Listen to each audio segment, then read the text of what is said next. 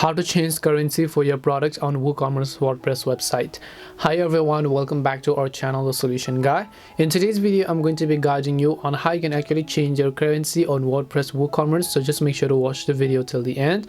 In order to actually change your currency for your WordPress website, all you have to do is just go ahead and then simply first of all launch the browser and then just log into your WordPress admin panel.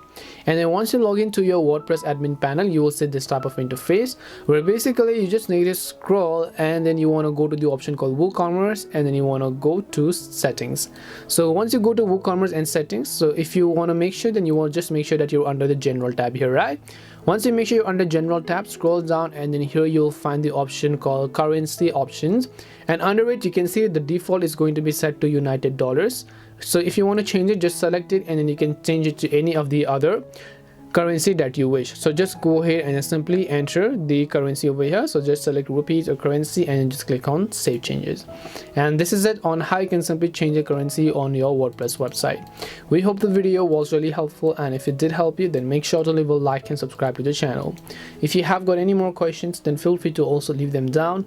Thank you very much for watching till the end of the tutorial, and see you in the next video.